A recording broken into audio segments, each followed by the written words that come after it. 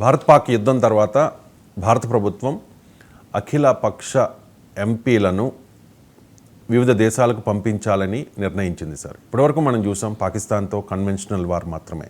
So దౌత్యపరమైన యుద్ధాన్ని పాక్పై చేయాలి అని చెప్పి భారత్ అనుకుంటోందా? దీని వ్యూహం ఏంటి సార్? అంటే దౌత్యపరమైన యుద్ధం ఆల్రెడీ చేస్తోంది, దాన్ని మరింత తీవ్రతరం చేస్తుంది.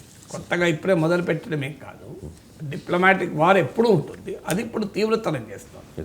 దీనికి మీరు అన్నట్టు మా ఎంపీలే కాదు, కొంతమంది మాజీ ఎంపీలు కూడా ఉన్నారు. ప్రతిపక్ష నేతలతో కూడినటువంటి బృందాలు 40 కంట్రీస్ తిరుగుతున్నాయి. ఇందులో ఇంట్రెస్టింగ్ ఏంటంటే అమెరికాకు, యూరప్కు కాంగ్రెస్ ఎంపీ శశి థరూర్ నాయకత్వం వహిస్తున్నాడు. ఎందుకంటే వాళ్ళకి అర్థమయ్యే ఇంగ్లీష్లో అందంగా చెప్పగలడు కూడా. అందులో ఆయన యునైటెడ్ నేషన్స్లో అండర్ సెక్రటరీ జనరల్గా పనిచేశాడు కనుక యునైటెడ్ నేషన్స్లో ఆ అత్యున్నత స్థాయిలో పనిచేసిన వ్యక్తికి అమెరికాలో, యూరోప్లో అద్భుతమైన సంబంధాలు ఉంటాయి. లేనిది యునైటెడ్ నేషన్ అండర్ సెక్రటరీ జనరల్గా పనిచేయలేడు కదా. ఆయన ఇండియా తరఫున సెక్రటరీ జనరల్ కూడా పోటీ చేసి ఓడిపోయాడు. బట్ స్టిల్ అండర్ సెక్రటరీ జనరల్గా నెక్స్ట్ టు సెక్రటరీ జనరల్గా పనిచేశాడు. సో అందువల్ల ఆయనకు డిప్లొమాటిక్గా చాలా బ్రహ్మాండమైన కాంటాక్ట్స్ ఉంటాయి. అద్భుతమైన అమెరికన్లకు, బ్రిటిషర్లకు, యూరోపియన్లకు రాని ఇంగ్లీష్లో చెప్పగలడు. So highly articulating, wonderful intellectual. Congress party Lakshman రేఖలు దాటచ్చు, కానీ ఇంగ్లీష్లో మాత్రం ఆయన కొత్త కొత్త పదాలను సృష్టిస్తూ ఉంటాడు కూడా. So is ability to communicate and articulate India's position is absolutely unparalleled, అందులో అనుమానమే లేదు. సో అందువల్ల ఆయన నాయకత్వం, ఆయన ministry of external affairs parliamentary standing committee కూడా చైర్మన్ అయినా. సో ఆయనే కాదు, కాంగ్రెస్ హయాంలో విదేశాంగ శాఖ మంత్రిగా పనిచేసిన సల్మాన్ ఖుర్షీద్ చాలా వెరీ టాలెంటెడ్ లీడర్, అద్భుతంగా కమ్యూనికేట్ చేయగలిగే కెపాసిటీ ఉన్న నాయకుల్లో ఒకరు. శశి థరూర్ అంతా పాపులర్ కాకపోవచ్చు. Salman Khurshid is sent to Japan పంపుతున్నారు. శ్రీకాంత్ సింధే అని young MP, I think Shiv Sena MP అనుకుంటాను, సబ్జెక్ట్ టు కరెక్షన్, ఆయనను మిడిల్ ఈస్ట్ కంట్రీస్ పంపుతున్నారు. ఈవెన్ ప్రభుత్వాన్ని, భారతీయ జనతా పార్టీని తీవ్రంగా విమర్శించేటువంటి నాయకులు కూడా ఏదో శశి థరూర్ పంపుతున్నారు. ఆయన ఈ మధ్య కాంగ్రెస్ హైకమాండ్ గ్యాప్ వచ్చింది కనుక ఆయన పంపుతున్నారని అనలేం. ఎందుకంటే సల్మాన్ ఖుర్షీద్కు కాంగ్రెస్ హైకమాండ్ గ్యాప్ ఏం లేదు. ఆ మేరకు అసదుద్దీన్ ఒవైసీ నరేంద్ర మోడీ ప్రభుత్వం పైన ఒంటికాలతో లేస్తాడు. సైద్ధాంతికంగా బీజేపీని తీవ్రంగా వ్యతిరేకించే సిపిఎం రాజ్యసభలో పక్ష నేత జాన్ బ్రెటాస్, ఇలాంటి వాళ్ళు కూడా వెళ్తున్నారు. Captaincy is about making right decision whether on the field और ऑफ द फील्ड. इसलिए मैं कंट्री डिलाइट पर भरोसा करता हूँ. They deliver 100% pure buffalo milk to my doorstep by 7 AM. Don't just enjoy our matches. Enjoy village fresh buffalo milk too. Download the Country Delight app. So అందువల్ల definitely Modi ప్రభుత్వం చాలా మంచి పని చేస్తుంది. This is how the government should function. ఇది ఆదర్శం ప్రభుత్వం, ఇది దేశానికి సంబంధించి. నేను డే 1 నుంచి ఈ క్రైసిస్ వచ్చినప్పుడు చెప్తున్నాను, భారతదేశంగా స్పందించాలి. నేషన్ ఫస్ట్, పాలిటిక్స్ నెక్స్ట్ కూడా కాదు. పాలిటిక్స్ లాస్ట్ LAST లాస్ట్, అది కూడా అవసరం లేదన్నాను. కానీ పాలిటిషియన్లో పాలిటిక్స్ లేకుండా బతకలేరు కనుక అట్లీస్ట్ లాస్ట్ అన్నాను. ఎందుకు? This is a country issue. ఇప్పుడు ఆపరేషన్ సింధూర్ ఒక రాజకీయ పార్టీ పని కాదు. దాన్ని ఓన్ చేసుకోవటానికి, సైన్యాన్ని కూడా రాజకీయంగా వాడుకోవటానికి ప్రయత్నాలు జరుగుతున్నాయి. దేశాన్ని డివైడ్ చేస్తానికి నీచమైన ఆర్మీ అధికారుల మతాలు, కులాల లెక్క పెడుతున్నారు, వాళ్ళని అవమానిస్తున్నారు. ఇందులో సైన్యం కన్నా మోడీయే గొప్ప అనే ఒక బ్రాండింగ్ ఇచ్చే ప్రయత్నం, ఇవన్నీ జరుగుతున్నాయి దేశంగా. ముఖ్యంగా దీన్ని పాకిస్తాన్ హిందూ ముస్లిం ఇష్యూగా ప్రజెంట్ చేస్తే దానికి సమర్థించే రీతిలో మన దేశంలో కూడా కొంతమంది అసీం మునీర్ సేవలో పడిపోయారు, ముల్లా మునీర్ సేవలో పడిపోయారు. ఇవన్నీ జరుగుతున్నాయి. But still government has taken a position, చాలా కరెక్ట్ పొజిషన్ తీసుకుంది. ప్రపంచంలో 40 దేశాలకు చెప్పాలి అని తీసుకున్న నిర్ణయం, అది కూడా అన్ని పార్టీల వాళ్ళను, అంటే ఇండియాను రిప్రజెంట్ చేస్తున్నాం. ఇది చాలా అప్రిషియబుల్. నేను అందుకే తిరంగ యాత్ర చర్చించినప్పుడు అదే చెప్పాను. తిరంగ యాత్ర కూడా భారతీయ జనతా పార్టీ చేయడం కాదు, బీజేపీ చేయొచ్చు, తప్పలేదు రాజకీయ పార్టీగా, కానీ ప్రభుత్వం తరఫున తిరంగ యాత్రలు చేయాలి అని ఉదాహరణ కూడా చెప్పాను. మీరు రామ్లీలా మైదాన్లో నరేంద్ర మోడీ పక్కన రాహుల్ గాంధీ, అటుపక్కన రాజ్నాథ్ సింగ్, అటుపక్కన మల్లికార్జున్ ఖర్గే, ఇటుపక్కన అమిత్ షా, ఆ పక్కన అసదుద్దీన్ ఓవైసీ, ఇలా ముందుకెళ్తుంటే ఎంత ఎఫెక్టివ్గా ఉంటుంది. అటుపక్క స్టాలిన్, ఇటుపక్క ఆ స్టాలిన్ పక్కన యోగి ఆదిత్యనాథ్ పక్కనే అఖిలేష్ యాదవ్. ఇలా వెళ్ళండి, మీరు ఒక ర్యాలీ తీయండి, అసలు ప్రపంచానికి ఎంత అద్భుతమైన సందేశాన్ని ఇస్తాం. ఇది నేను తిరంగ యాత్రప్పుడు చెప్పాను. కనీసం అక్కడ చేయకపోయినా ఇక్కడ చేస్తున్నారు, చాలా గొప్పతనం. అందువల్ల ఖచ్చితంగా నరేంద్ర మోడీ ప్రభుత్వాన్ని ఈ విషయంలో అభినందించాలి. ఇక మరి ఎందుకు అవసరం కూడా ఉంది. ఇప్పుడు అభినందించడమే కాదు, డిప్లొమాటిక్గా తీసుకుంటే ఇండియాకు కొన్ని ప్లస్లు ఉన్నాయి, కొన్ని మైనస్లు ఉన్నాయి. ఎపిసోడ్లో ముందు ప్లస్లు చెప్తాను. ప్లస్ ఏంటి, పాకిస్తాన్కు మెటీరియల్గా సపోర్ట్ చేసింది ఒక్క దేశమే, తుర్కీయే. అంతకు ముందు నుంచి సపోర్ట్ చేస్తున్న చైనా మిలిటరీ సపోర్ట్ ఉంది. మిగతా అన్ని దేశాలు, మీరు ప్రపంచంలో ఏ దేశము కూడా మెటీరియల్గా సపోర్ట్ చేస్తామని ముందుకు రాలేదు.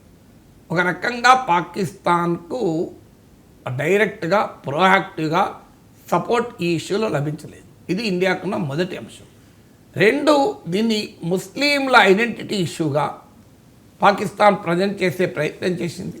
మన దేశంలో కొంతమంది నాయకులు దానికి అనుకూలంగా, అంటే అసీం మునీర్ పాకిస్తాన్ లక్ష్యాలను నెరవేర్చే క్రమంలో మన దేశంలో కూడా కొంతమంది అదే పనిచేశారు. కానీ మీకు ఎక్కడ ఏ ముస్లిం కంట్రీ కూడా ముందుకు రాలేదు, ఎక్సెప్ట్ తుర్కీయే. సో ఆ తుర్కీ ఎవరు, ఎర్దోగాన్, ఆయన ఆ పీటమేడ కదిలిపోతుంది. ఆయన ఎంతకాలం అధికారం ఉంటాడో తెలియదు. సో మీరు గమనించండి, ఇది ఒక డిప్లొమాటిక్గా అడ్వాంటేజ్ కదా. అంటే ఈ ఇన్సిడెంట్ జరిగినప్పుడు, పహల్గాం దాడి జరిగినప్పుడు నరేంద్ర మోడీ సౌదీ అరేబియాలో ఉన్నాడు.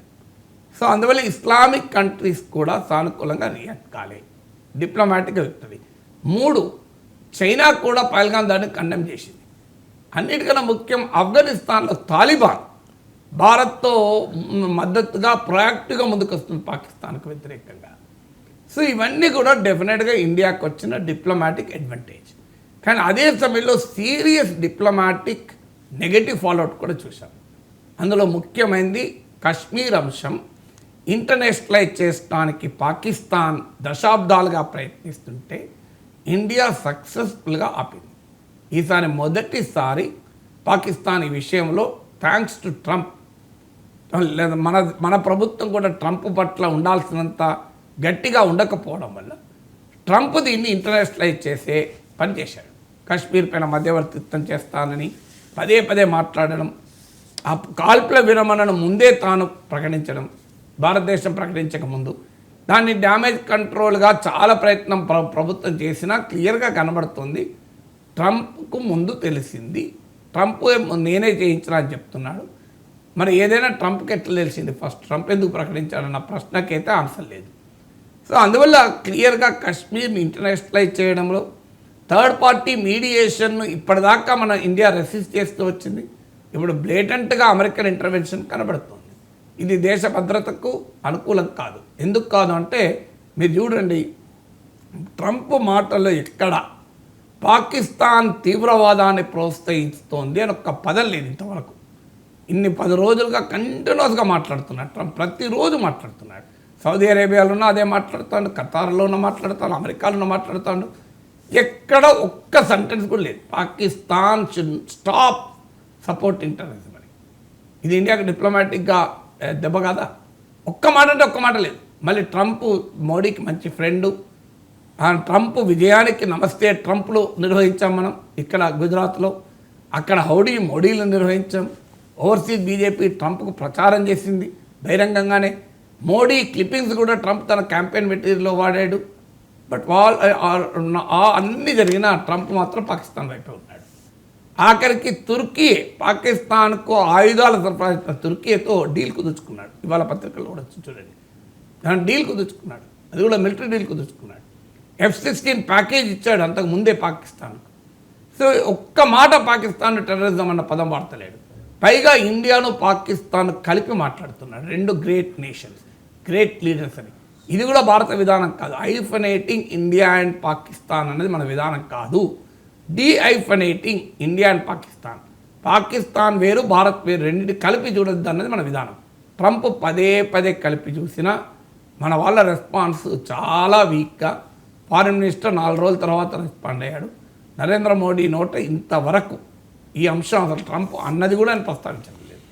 ట్రంప్ మాత్రం పదే పదే అంటున్నా ఎక్కడా మోడీ ఇంతవరకు దీన్ని తప్పు అని ఆయన స్థాయిలో ప్రత్యక్షంగానో పరోక్షంగానో మాట్లాడతలేడు.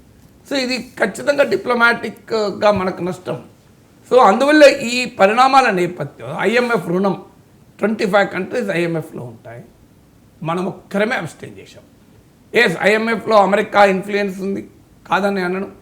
అమెరికా, యూరోప్ అండ్ UK కలిస్తే 50%కు పైగా, జపాన్ కూడా కలిస్తే 60%. అందువల్ల IMF రుణము రాకుండా ఉండాలంటే మనం అమెరికాతో, యూరప్తో డిప్లొమాటిక్గా చేయగలిగిన ప్రయత్నం చేశాం, కానీ సక్సెస్ కాలే. ఒక్క ఇండియానే 25 కంట్రీస్ ఉన్న బాడీలో ఒక్క కంట్రీ కూడా మన సపోర్ట్గా అబ్స్టైన్ చేయలేదు. మన ఇండియా ఒక్కటే అబ్స్టైన్ చేసింది. యునైటెడ్ నేషన్స్ సెక్యూరిటీ కౌన్సిల్లో పాకిస్తాన్ ఈ అంశాన్ని లేవనెత్తింది. అఫ్కోర్స్ మనం సాధించింది అక్కడ ఏంటంటే యునైటెడ్ సెక్యూరిటీ కౌన్సిల్ ఒక రెజల్యూషన్ చేయలే, ఒక స్టేట్మెంట్ ఇవ్వలే. బట్ అట్లీస్ట్ పాకిస్తాన్ సెక్యూరిటీ కౌన్సిల్లో చర్చ వరకు కూడా సాధించగలిగింది. అన్నిటికన్నా ముఖ్యంగా సెక్యూరిటీ కౌన్సిల్ యునైటెడ్ నేషన్స్లో అమెరికా ప్రతిపాదించింది పహల్గాం దాడిని ఖండిస్తూ ఒక స్టేట్మెంట్. ఆ స్టేట్మెంట్ అంటే ఇండియా వైఖరిని ఖండిస్తూ స్టేట్మెంట్ ఇవ్వాలని పాకిస్తాన్ ప్రయత్నించింది. దాన్ని ఇండియా సక్సెస్ఫుల్గా ఆపగలిగింది. కానీ పహల్గాం దాడిని ఖండిస్తూ పాకిస్తాన్ UN అమెరికా ఒక రెజల్యూషన్ పెట్టింది. దాంట్లో ముందు ది రెసిస్టెన్స్ ఫ్రంట్ పేరు కూడా ఉంది. ఇది లష్కర్ ఈ తోయిబా అనే అమెరికా యునైటెడ్ నేషన్ బ్యాన్ చేసిన తీవ్రవాద సంస్థకు అనుబంధ సంస్థ. కానీ పాకిస్తాన్ ఇన్ఫ్లుయెన్స్లో యునైటెడ్ నేషన్ సెక్యూరిటీ కౌన్సిల్లో అమెరికా ప్రపోజ్ చేసిన తీర్మానంలో ద రెసిస్టెన్స్ ఫ్రంట్ అన్న పదం తీసేశారు. ఇవన్నీ కూడా మనకు క్లియర్గా డిప్లొమాటిక్ రివర్సల్స్. ఆఖరికి యూరప్ భారతదేశంతో మంచి సంబంధాలు, ట్రంప్ టారిఫ్ దాడులు చేస్తే యూరోపియన్ కమిషన్ చైర్మన్ 11 మంది ఏమో యూరోపియన్ కమిషనర్లు అందరిని 21 మందిని అనుకుంటా అందరిని పట్టుకొని ఇండియాకి వచ్చారు. మరి where is European Commission now? ఎక్కడ జర్మన్ ఛాన్సలర్ ఏమయ్యాడు? ఫ్రెంచ్ ప్రెసిడెంట్ ఏమయ్యాడు? UK ప్రైమ్ మినిస్టర్ ఏమయ్యాడు? ఒక్కరన్నా మాట్లాడుతున్నారా? జార్జియా మెలోనీ ఏమైంది? Nobody speaking. అంటే క్లియర్గా వెస్ట్రన్ కంట్రీస్ను మనం మాట్లాడించలేకపోయాం. అంటే పాకిస్తాన్కు ఒక రకంగా ఇవన్నీ అనుకూల అంశాలే. అందుకే ఇప్పుడు మనం డిప్లొమాటిక్ వార్ మొదలుపెట్టాం. 40 కంట్రీస్కి వెళ్ళి ఎక్స్ప్లెయిన్ చేయాల్సిన అవసరం ఏర్పడింది. ఎందుకంటే డిప్లొమాటిక్గా మనకు కొన్ని పాజిటివ్ అంశాలున్నా చాలా నెగిటివ్ అంశాలు కూడా ఉన్నాయి. సో అది నేనేమి మోడీ ప్రభుత్వ ఫెయిల్యూరు ఇలాంటి విమర్శలు కూడా చేయడం లేదు. That is the reality. Let's accept the reality. భారతదేశము ప్రయత్నం చేసింది, కొన్ని డిప్లొమాటిక్గా మనం సాధించాం, కొన్ని సాధించలేకపోయాం. దానికి అంతర్జాతీయ ఫ్యాక్టర్స్ కారణం కావచ్చు, రకరకాల ఫ్యాక్టర్స్ కారణం కావచ్చు, హిస్టారికల్గా మనం తీసుకునే విధానాలకు కావచ్చు. మనం గత 10-20 ఏళ్ళుగా బీజేపీ అధికారంలో ఉన్న, కాంగ్రెస్ అధికారంలో ఉన్న మన వ్యూహాత్మక రక్షణ భద్రతా వ్యవహారాల్ని అమెరికాకు లింక్ చేశాం. అనేక అగ్రిమెంట్లు చేసుకున్నాం. చాలా లెనోవా అని, స్ట్రాటజిక్ పార్ట్నర్షిప్ అని. దాదాపు ఇది ఒక 20 years. మన్మోహన్ సింగ్ 10 ఏళ్ల పాలన, నరేంద్ర మోడీ 10 ఏళ్ల పాలన. 20 ఏళ్లలో జరిగింది ఏంటి? We have moved very close to America. మన స్ట్రాటజిక్ అటానమీని ఎరోడ్ చేసే స్థాయికి వెళ్ళాం. మాలాంటి వాళ్ళు 20 ఏళ్ళుగా చెప్తున్నాం ఇది ప్రమాదకరము, ఇది ప్రమాదకరము. మన విదేశాంగ విధానము, వ్యూహాత్మక నీతి స్వతంత్రంగా ఉండాలి అని. కానీ అమెరికాకు చాలా లింక్ చేసేసాం. ఎంత లింక్ చేసామంటే ఇలా అమెరికా నుంచి ఆయుధాలు కొంటున్నాం. మనం వాడికి F-16 అమ్మినా మనం అమెరికా నుంచి F-35 కొందామని ఆరాటపడుతున్నాం. సో అందువల్ల ఈ అమెరికా దాన్ని టేకన్ ఫర్ గ్రాంటెడ్గా తీసుకుంటుంది. అమెరికా తీసుకుంటుంది కూడా. అమెరికా వ్యవహారం అదే. కెనడా, యూరోప్ అమెరికా పైన ఆధారపడితే ఇవాళ అమెరికా ఏం చేస్తుంది? ఆ దేశాలతో వ్యవహరిస్తున్న తీరు చూస్తున్నాం కదా. నాటో సభ్య దేశాలతో అమెరికా ఎలా వ్యవహరిస్తుందో చూస్తున్నాం, ఉక్రెయిన్తో ఎలా వ్యవహరిస్తుందో చూస్తున్నాం. అందువల్ల ఇదంతా తెలిసి కూడా భారత పాలకులు, బీజేపీ అధికారంలో నుండి కాంగ్రెస్ అధికారంలో నుండి, we have moved our strategic policy very close to America. ఆ ఇండిపెండెన్స్ను మనము మెయింటైన్ చేయలేదు 20 ఏళ్ళుగా. దాని ఫలితమే ఇప్పుడు అనుభవిస్తున్నాం. దాని ఫలితమే ఇవాళ ట్రంప్ రెక్కలేస్తున్నాడు. దాని ఫలితమే ఇవాళ పాకిస్తాన్కు ఇంత దుర్మార్గం చేసినాక కూడా ప్రపంచం పాకిస్తాన్ పట్ల ఉదాసీనత అనుసరిస్తుంది. సో అందువల్ల ఇది ఇవాళ ఒక్క రోజులో వచ్చిన సమస్య కాదు. అందువల్ల ఇప్పటికైనా భారతదేశం గుర్తించి ఈ 40 కంట్రీస్ పంపిస్తున్నారు. But ultimately the world will only respect strong voice, the world will only respect independent voice. ఒక్కసారి నీ స్వతంత్ర విదేశాంగ విధానాన్ని, స్వతంత్ర వ్యూహాత్మక విధానాన్ని, స్ట్రాటజిక్ అటానమీని డైల్యూట్ చేస్తే ప్రపంచం నేను రెస్పెక్ట్ చెయ్యదు అనడానికి ఈ అనుభవాలకు ఉదాహరణ. సో లెటర్స్ సి, ఒకటి డిప్లొమాటిక్ వార్, 2 మన strategic autonomy and independent foreign పాలసీలో అన్కాంప్రమైజింగ్గా ఉండగలడం.